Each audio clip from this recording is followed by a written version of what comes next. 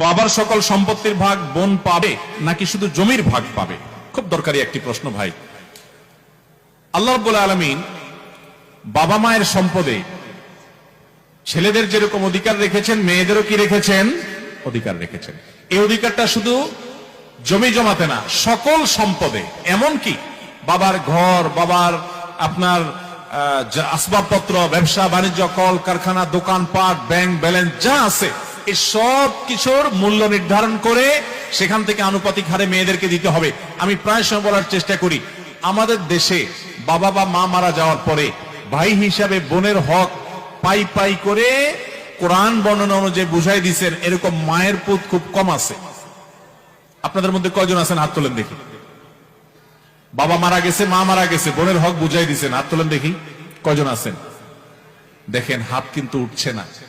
অনেকেরই বাবা মারা গেছেন, মা মারা গেছেন, হাত কিন্তু উঠছে না। খুব ভালো করে শুনে রাখেন, ভালো করে শুনে রাখেন। রাস্তায় যদি দাঁড়ায় ডাকাতি করেন পিস্তল হাতে নিয়া, ছুরি দিয়া, এতে গুনাহ হবে। ডাকাতি ভয়াবহ অপরাধ।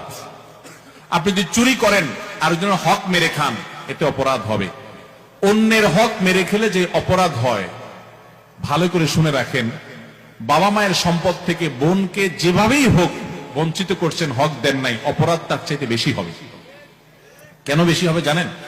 কারণ এখানে আত্মীয়, রক্ত সম্পর্কীয় আত্মীয়ের সাথে যেখানে সুসম্পর্ক বজায় রাখা দরকার, সেখানে উল্টা তাকে আরো অধিকার থেকে নষ্ট করেছেন, বঞ্চিত করেছেন, তার অধিকারকে খর্ব করেছেন।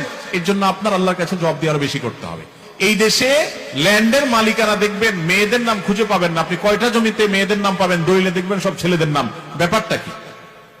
ব্যাপার হলো ভাইরা বোনদের হক মেরে খাওয়ার জন্য জাল হাদিস বানাইছে। বলে যে বাবার বাড়ির সম্পত্তি মেয়েরা নিলে তাদের এটা সয় না। শুনছেন আপনারা জাল হাদিস? বাবার বাড়ির সম্পদ খেয়ে ছেলে বড়লোক হয়ে যেতে পারবে, কিন্তু বোনকে দিবে না। এই 2 নম্বরে আমরা অনেকে করি কি করি না?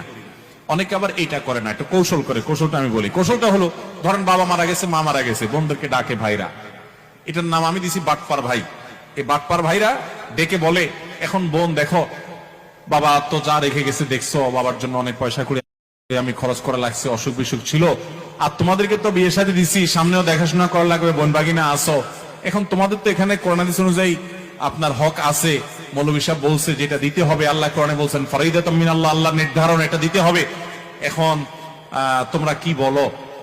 এমন ভাবে উপস্থাপন করে, বোনরা চিন্তা করে বাবার বাড়ি বিটায় উঠে দাঁড়াইতে হবে, এসে পা রাখতে হবে, এখানে একটু বেড়াইতে আসতে হবে, এখানে নারী পোতা আছে, বাবা মার স্মৃতি আছে, আসতেই হবে।